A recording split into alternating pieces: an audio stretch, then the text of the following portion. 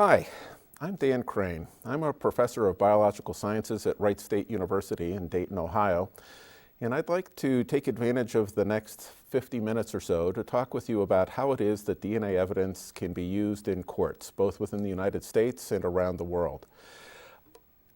The PowerPoint slides that I'll be using as part of this presentation will all be available at www.bioforensics.com, and you'll also be able to find a number of other additional materials there that might help you get a deeper understanding of the things that I'll be talking with you about in the next few minutes. But with that said, let's get right to work and start talking about exactly how it is that DNA is making its way into courts in the United States. So let's talk about DNA technology in U.S. courts. First and foremost, we probably wouldn't be here talking about this at all today if not for the fact that criminal prosecutions for about the last 20 years now have been increasingly relying upon the use of forensic DNA evidence to secure convictions. And the reasons for that are pretty straightforward. Let's just go through the most obvious ones right out of the gate here. First and foremost, DNA testing is providing forensic scientists with absolutely unprecedented sensitivity. And at the same time that it's sensitive, in the sense that we can generate DNA profile information from unimaginably small quantities of starting material, it's also possible for these small amounts of starting material to generate very powerful, very probative evidence samples that prosecutors, again, are relying upon more and more. And more than just prosecutors, jurors are coming to expect prosecutors increasingly to provide DNA evidence to support their conclusions. So DNA tests have the advantage of being extremely sensitive and very distinguishing between individuals. But in addition to that, something that's making the use of DNA tests even more common these days is the fact that there are increasingly large databases available that can be used to help with the generation of investigative leads. I'm talking here about the situation whereby there's a crime committed with some evidence that's left behind at the crime scene, but where there is no good suspect that the police have been able to identify. In such a circumstance, it's possible to take that evidence from a crime scene, generate a DNA profile from it, and then compare that DNA profile to the DNA profiles that are on record for, at the present time, tens of millions of people who, for the most part, have been convicted of criminal offenses, but now increasingly are including individuals who have simply been arrested. So again, the idea here is that this is an opportunity to generate an investigative lead, where once we had no suspect, if we find that an individual in a convicted offender database matches an evidence sample from a crime scene, that may well provide a critical lead for law enforcement in investigating a crime.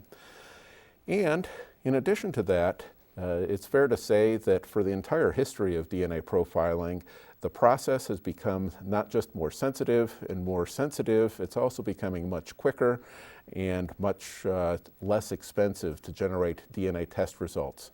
In the very earliest days of DNA profiling back in the early 1990s and late 1980s, it would often take months to generate a DNA profile.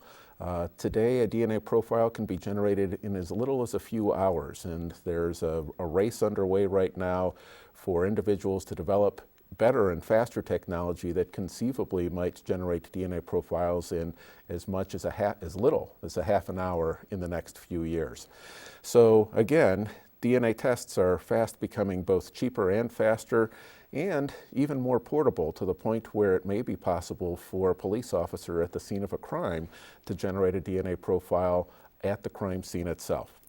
So again, DNA evidence comes up all the time in courts in the United States, if for no other reason than the fact that the prosecution has found it to be such a very powerful tool in securing convictions. And increasingly, jurors are expecting that prosecutors will present them with DNA evidence in a wide range of cases, not just violent crimes, but even breaking and entry and extortion types of cases now are often associated with DNA test results.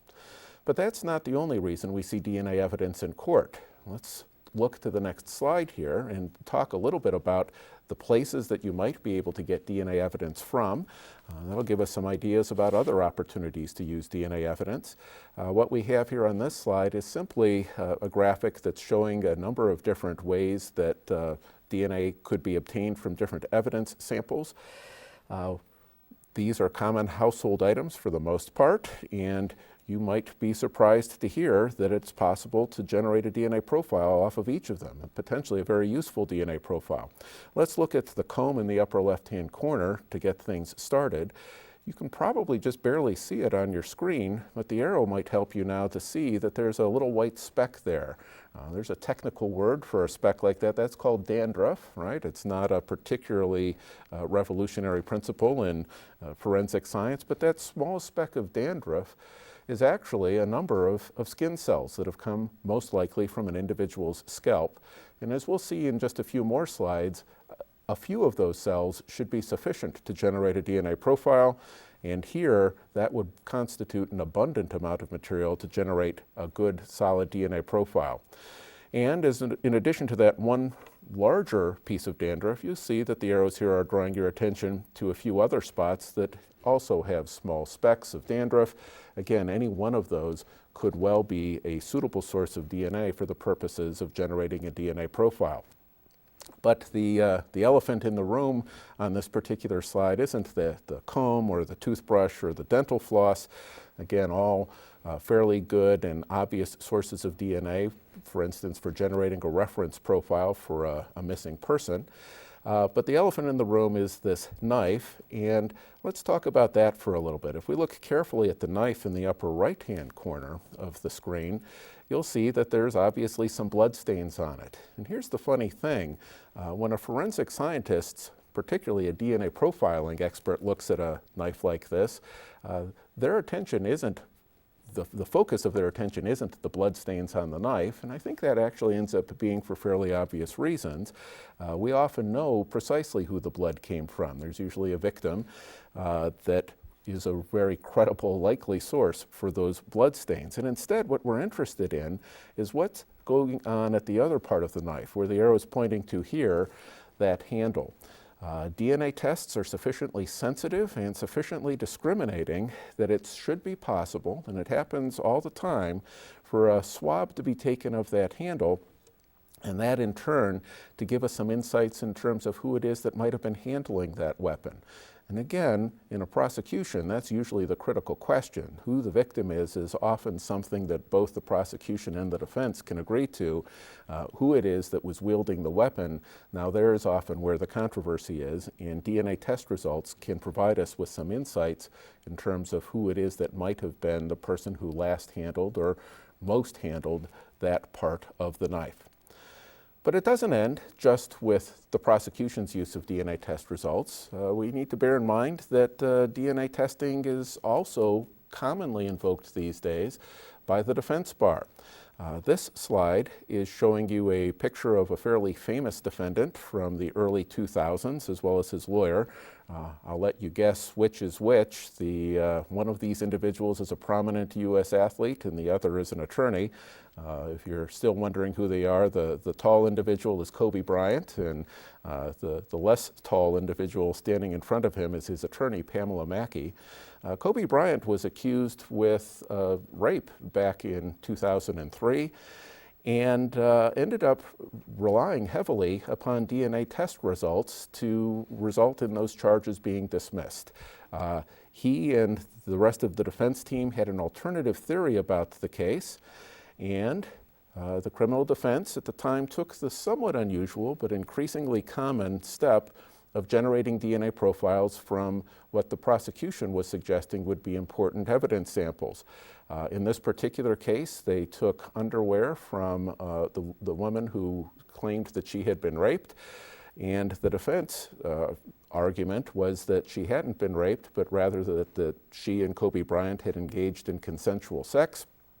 And what shored up that particular argument is that her underwear, the victim's underwear, in addition to having Kobe Bryant's DNA, which again is consistent with consensual sex or rape, also had semen stains and associated DNA profiles from other individuals, and that played into the defense's argument that this individual had in fact engaged in consensual sex, and then ultimately won the day for the defense.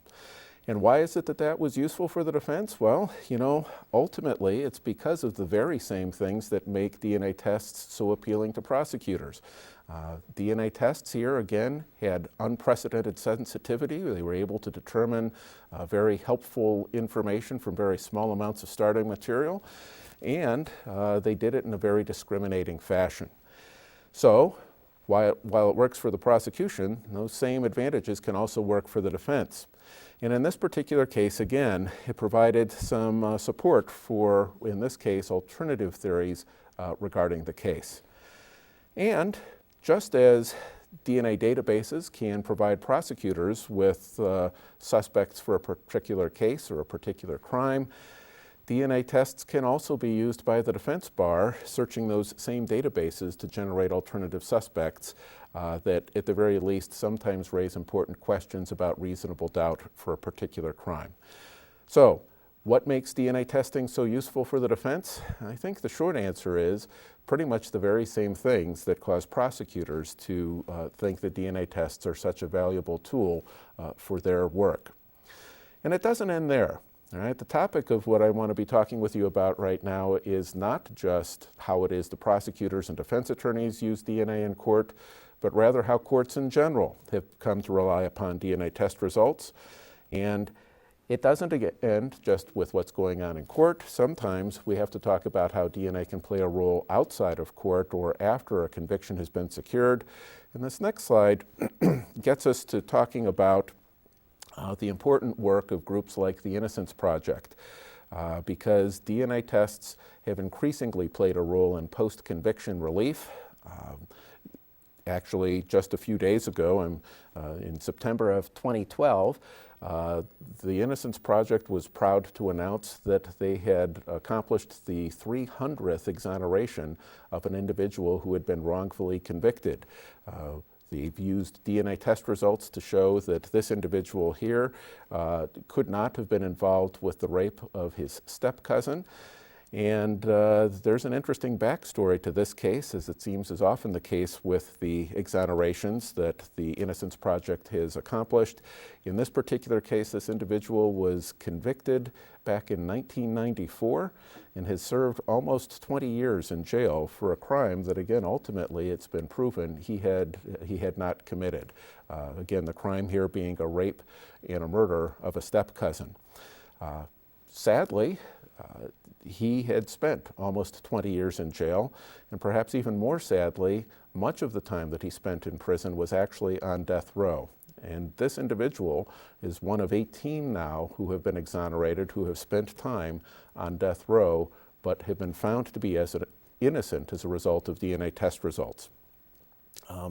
These post-conviction DNA tests have been extremely important. They've been telling us a lot about ways that the criminal justice system can fail, and sometimes forensic science itself can fail. I think it's important to bear in mind when we're talking about these types of post-conviction appeals is that we're not getting a truly random sample from the cases that the Innocence Project and other like organizations are actually looking at.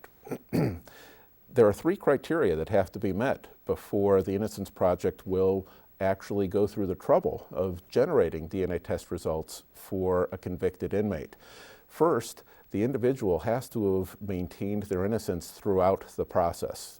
There can't have ever been a recanted confession or anything of that nature. Before the Innocence Project will become involved, it has to be clear that this individual has been adamant about their innocence from their very first contacts to the very end of their interactions with the criminal justice system. And then in addition to insisting upon their innocence throughout the process, it's also necessary that DNA test results might actually provide some useful insights into the case. In Kobe Bryant's case, for instance, which I alluded to just a few minutes ago, the issue there was this consensual sex as opposed to rape? DNA test results rarely can give us insights in terms of which of those 2 possibilities is most likely, because DNA isn't telling us anything about the time frame or the circumstances under which the DNA came to be with the evidence sample. So, 3 criteria that the Innocence Project is looking at. One is the individual has to have asserted their innocence throughout. Another is DNA test results must actually help with deciding a critical issue for the trial. And third, and almost goes without saying, but still needs to be said, it's necessary that there actually still be material left for DNA tests to be performed upon. In the case of this 300th exoneration, the convict in that case, the exoneree, I suppose we should call him now, is fortunate that samples were still retained 10 to 20 years after the crime had occurred and after the trial had occurred. That's true for a very small fraction of cases that go back to the 80s and 90s. And again, you can't do DNA tests if there are no DNA materials left behind for tests to be performed upon. And so again, the thing here is that these DNA exonerations from the Innocence Project are looking at a fairly skewed sample. They're only looking at those that meet those 3 very specific criteria, and even still, they're telling us some very important things about our criminal justice system. For the purpose at hand today, again, I think it's clear that DNA test results are playing an important role literally at every stage in the process of the criminal justice system, from the point of bringing of charges to the presentation of a defense, all the way through, in some instances, to post-conviction relief. But as I've said, these exonerations that have been accomplished by the Innocence Project have brought to our attention a number of things that need extra attention within the criminal justice system. And this next slide shows some of the things that we've found to have been an issue associated with these different exonerations. Let me start at the beginning here by telling you that the numbers here add up to more than 100% because what we're looking at is actually a set of multiple instances of problems with some of these particular cases. Here's what's going on, though. Let me take you by the hand and explain what's happening here. In a total of the first 86 exonerations by DNA testing results, 2 individuals, Sachs and Kohler, went through and carefully analyzed the cases to find out how it is that an individual had been wrongfully convicted in the first place. Okay? And they found that in 71% of those 86 first DNA exonerations, in 71%, there were faulty eyewitness identifications. Right? People for years had been talking about eyewitness identification not being particularly reliable. And it turns out that these types of exonerations really illustrate that it's very commonly the case that an eyewitness has a faulty, or in some cases, a flat-out wrong recollection of what had transpired with a particular crime. I think it's interesting to look at the next bar, though. In 63% of the cases, again, sometimes we have wrongful convictions based on 2 or 3 or even 4 different problems, but in 63% of the cases, the errors ultimately were associated with problems with forensic science tests themselves. Now again, remember the restrictions or the criteria that need to be met before the Innocence Project would do DNA testing on a post-conviction relief case. There actually has to have been DNA test results that could help with the case. In each of these 86, the problem wasn't with DNA testing. DNA tests hadn't been performed in the original trials. Rather, we're talking here about problems with other kinds of forensic science, things like hair and fiber analysis, handwriting analysis, footprint or boot print analyses, things of that nature. Again, in over half of these 86 exonerations, individuals were wrongfully convicted based at least in part upon faulty forensic science test results, barring DNA testing. And then the list goes on. You can see that in almost half the cases, there were clear instances of police misconduct. Sometimes we found instances of prosecutorial misconduct. Sometimes forensic scientists, while they actually performed the tests correctly and arrived at reasonable results, misrepresented them when it came time to testifying about them. And again, the list goes on, including things such as insufficient counsel from a defense attorney, false testimony from some other individuals other than those associated with the criminal justice system. And for those who haven't been involved with the criminal justice system, surprisingly 17% of these 86 DNA exonerations did involve a false confession at one point or another in the whole process. So again, if you'd like to read more about this, this paper by Sachs and Kohler is published in the Journal of Science in 2005, and it's again based on these 86 first DNA exonerations. But let's move on. So, DNA tests can be very helpful tools for the prosecution, for the defense. They can also be helpful in post-conviction relief.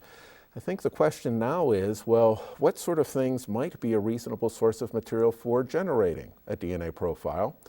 And the short answer to that particular question is pretty much anything. Certainly anything that comes in contact with an individual has a pretty good opportunity for giving us the material that we would need for generating a DNA profile. So that includes materials such as blood, fairly obviously, like the bloody knife we had seen just a few moments ago, but also things like saliva. The very first case that I was involved with that involved DNA evidence was back in 1991, and actually involved linking a defendant to a crime on the basis of whose saliva was on a cigarette butt that was found at the crime scene. Semen is very commonly a source of DNA evidence found associated with rape investigations.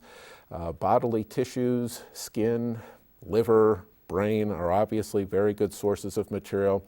And the bottom line, once again, is pretty much anything that comes in contact with an individual has some pretty good potential for having DNA associated with it that could be useful for the purposes of DNA testing. So let's get down to the nitty-gritty here and talk about just what it is that's needed to generate a DNA profile. Well, here's the thing.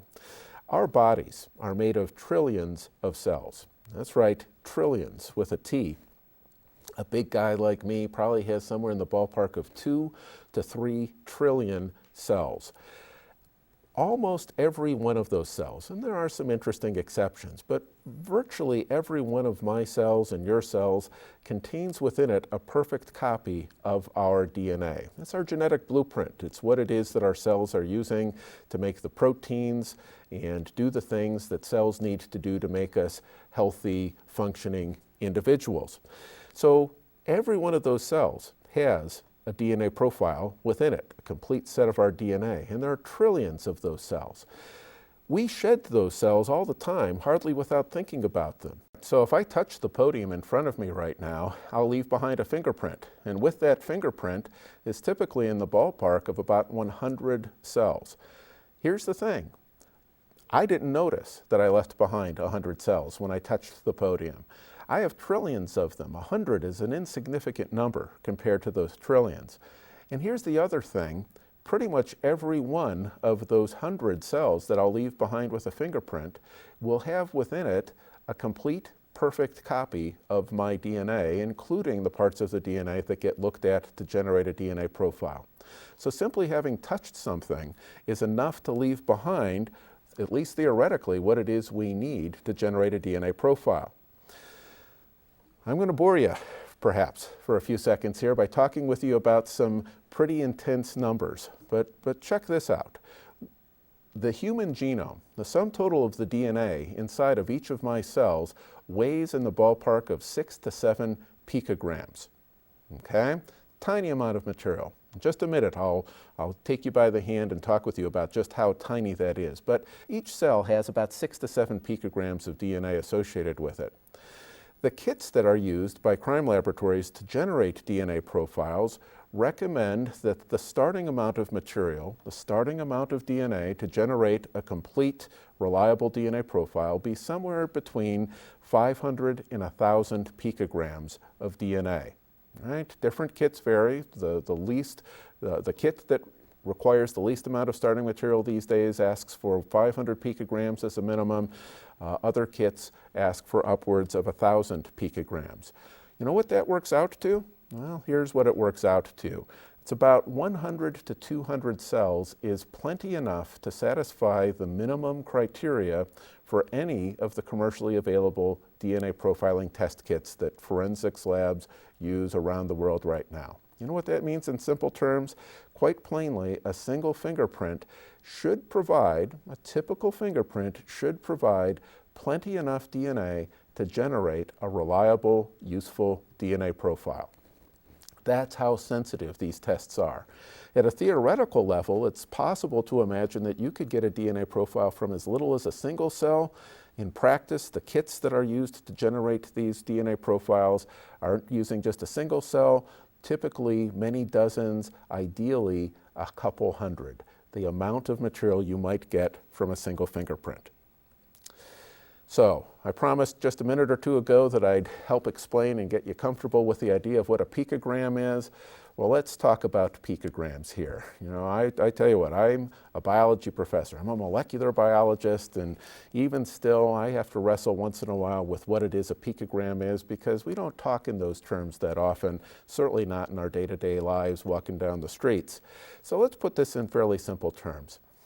A packet of sugar. Everybody knows what a packet of sugar is, right? Many of you have probably encountered packets of sugar within the last 24 hours, either sweetening your coffee or just finding some laying around at a local restaurant that you've been to. But a packet of sugar, a standard packet of sugar, weighs 4 grams. That means that it contains within it 4 grams of sugar. 1/4 of 4 grams of sugar, pretty obviously, this isn't high-level math here, but 1/4 of a 4-gram packet of sugar weighs a gram. Okay, and that's going to be our starting point then for talking about what a picogram is. Because if you looked at that packet of sugar, you can break it up into quarters if you like, but when you're looking at that sugar closely, again, we all know that there are going to be individual crystals of sugar there. Each of those individual crystals of sugar weighs about 1/1000th of a gram. And scientists have a fancy way of talking about 1/1000th of a gram. We call that a milligram. Okay, so 1,000 milligrams equals 1 gram. 1,000 crystals of sugar gets you in the ballpark of about a gram of sugar. Okay, but we need to delve in deeper here. We can't stop with just talking about grams and milligrams. Again, we're looking to figure out what a picogram is. If you divided up a crystal of sugar 1,000 times, used an unimaginably small knife and microscopes and such to get a grain of sugar or a crystal of sugar chopped up that finely, that 1,000th of a crystal of a typical grain of sugar out of a sugar packet, that would weigh 1 nanogram. A nanogram is 1,000th of a milligram. But we're still not talking about picograms, because a picogram is 1,000th of a nanogram. How about that? If you do the math and you figure it out, that works out to a picogram is 1/1000th of a gram, 1/1000th of a grain of sugar. Better yet, 1/1000th of a gram of sugar. How about that? So that's the kind of quantities we're talking about when we're talking about generating DNA profiles. A billionth of a gram, a billionth of a quarter packet of sugar is how much DNA we're usually talking about dealing with for generating DNA profiles. Again, a typical human cell has 6 to 7 picograms of DNA within it, so 6 to 7 billionths of a gram. And a typical fingerprint will have in the ballpark of 100 cells, therefore approximately 600 to 700 picograms of DNA. Even the most sensitive commercially available DNA test kits right now are asking that, or at least recommending in their protocols, that a laboratory start with a minimum of 500 picograms of starting material. But at the very bottom end here, these are still incredibly sensitive tests. All right, so where have we been with all this? Here's the thing. DNA tests can get us reliable DNA profile information from all sorts of different materials, right? We can start with blood, we can start with saliva, semen, and so forth. The bottom line is pretty much anything that comes in contact with an individual has a pretty good potential for having DNA associated with it.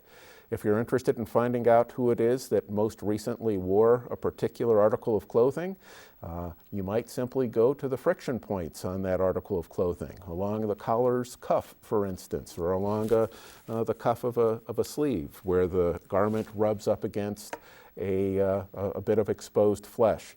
Those are commonly tested, but pretty much anything that comes in contact with that fabric has the potential to give rise to a DNA profile. We've already seen it: toothbrushes, dental floss, combs. These are all potentially good sources of DNA because those are things that come in contact with individuals, and what comes in contact with an individual often has associated with it some DNA that's suitable for generating a DNA profile. But there's another thing that needs to be borne in mind here, and that's this: the incredible sensitivity of DNA tests as we know them today is actually a double-edged sword, right?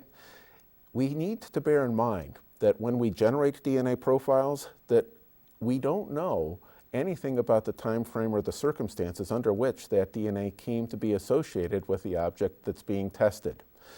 A few minutes ago, I touched the podium in front of me and I said, gee, look at that, I've left behind a fingerprint. I didn't notice that I left behind a fingerprint. I'm not missing any of those cells, right? They're trash, they're discarded.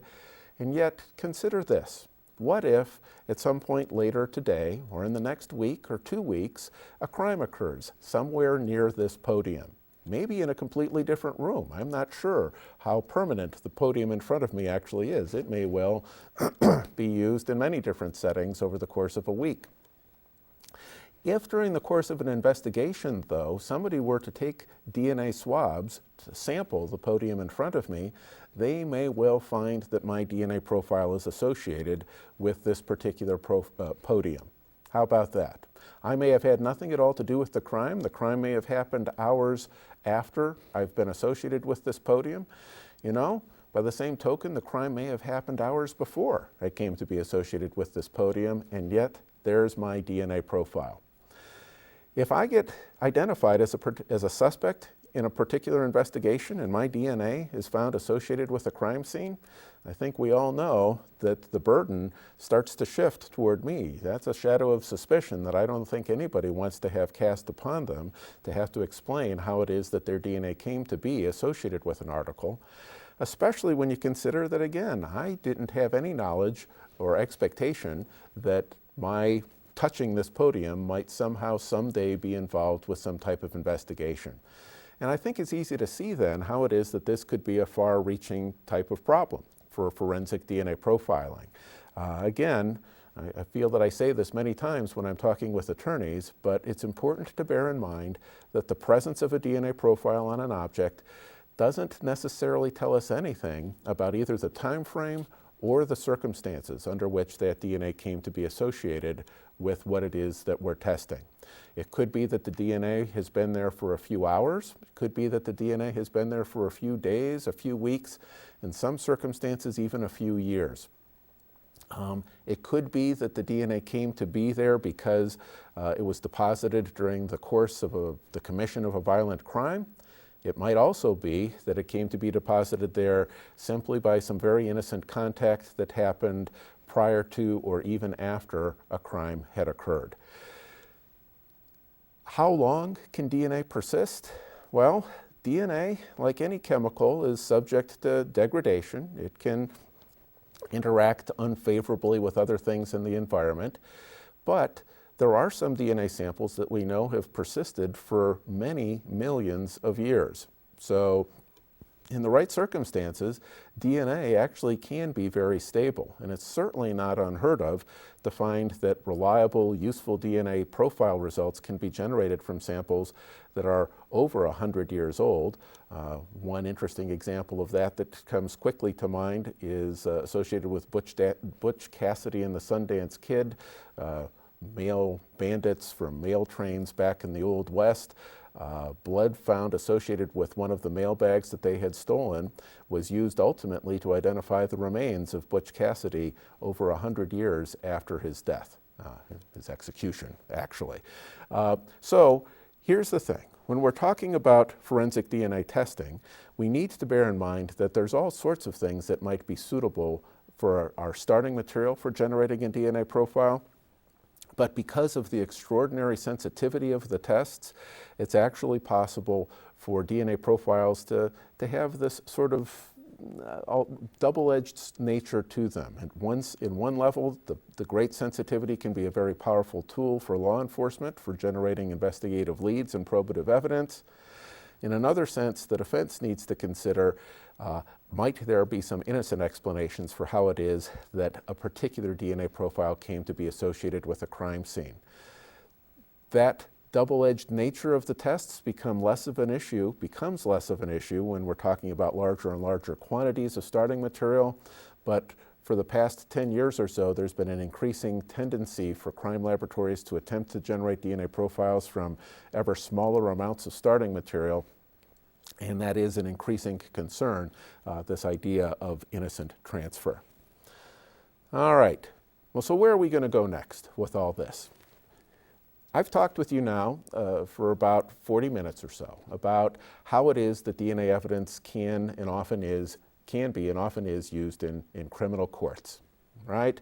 Prosecutors, defense, even post-conviction relief attorneys find that it's maybe one of the most powerful tools in their arsenal for uncovering truth and helping guide along jurors and judges to arriving at the appropriate conclusion for criminal cases. How do we get there? Well, ultimately, we're going to need to spend some time talking about how it is that DNA profiles get generated. And that process is actually surprisingly straightforward. I'll tell you what, it'll take me about 50 minutes to take you by the hand and tell you how it is that we can generate a DNA profile. I think you'll find that we have another video that speaks to that very topic. But in a nutshell, what's going on here is this. It's necessary right out of the gate to isolate and purify DNA from crime samples. At that point, an amplification step is going to be employed. Very briefly, it's involving PCR amplification. Following that amplification of the regions of DNA that we're interested in looking at, there's a size fractionation step. And at the end of all of that, there is some computer processing of the output of the data, and ultimately the need to break out some calculators and do some multiplication and attach some statistical weights to the results that get found. I understand that it may sound a little bit daunting coming into this all naively. Size fractionation, that sounds complicated in and of itself. PCR amplification, what's going on with that? But I assure you that the whole process from beginning to end can easily be accomplished in the course of a day. And it wouldn't take more than about 45 or 50 minutes to explain to you in fairly fine detail how it is that those DNA profile results ultimately end up getting generated. But that's for another time, right? For now, let me just recap briefly what it is that I've been talking with you about how it is that DNA gets used in court cases within the U.S. and abroad. It's become a very favorite tool of criminal prosecutors all over the world. It's also popular amongst defense attorneys, and increasingly so. In fact, I would like to encourage defense attorneys to be even more open to the idea of using DNA tests in the same way that prosecutors have found them to be so useful. Very often, it seems, in my interactions with defense attorneys, they're a little bit afraid when they hear that DNA tests are involved. Well, I think it's fair to say that the prosecutors were afraid when they first started working with DNA evidence. It's become one of their best friends over the past 20 years. And I think with a similar familiarity, defense attorneys will find that it's one of their best friends as well. And let's not forget about cases like the one out of Louisiana that I mentioned earlier, the 300th exoneration involving DNA test results. DNA testing is something that can provide very powerful tools as part of post-conviction relief as well. And whenever we're talking about DNA tests, I hope that one of the first things that comes to mind is these tests are truly the most sensitive forensics tests that are available to us at this present time. In fact, it's hard to imagine tests being more sensitive than DNA testing results are. Again, our bodies are made of trillions of cells. Pretty much any one of those cells is has got the potential to give rise to a DNA profile. And by the time we're talking about just a few dozen cells, certainly by the time we're talking about 100 or 200 cells, we're clearly in the range where we've got enough material to generate a reliable DNA profile. So there's great sensitivity. That sensitivity, particularly at the lower ends, comes with a price. There's often concerns that are associated with how it is that the profile came to be associated with a sample and when it is it came to be associated with a sample. But in terms of sensitivity, nothing has DNA testing beat for forensic scientists. And as I've just suggested with that sensitivity, that's a double-edged sword, and whenever we're talking about DNA profile matches and linking individuals to particular crime scenes and crimes, it's going to be important to think about alternative interpretations and alternative theories about how it is that the DNA came to be associated with the sample that has actually been tested. Bottom line, DNA test results need to be interpreted with caution, particularly when we're dealing with small amounts of starting material. All right, so that brings me to the point where I think we can wrap things up for this particular topic. Bottom line, DNA is widely used in U.S. courts and around the world. Prosecutors love it. Defense attorneys are beginning to embrace it more and more. Post-conviction attorneys have found it to be one of their single best tools for securing post-conviction relief. Literally hundreds of individuals now have been exonerated with DNA test results. It's an amazing technology. It has great promise. It's actually something that can be better still.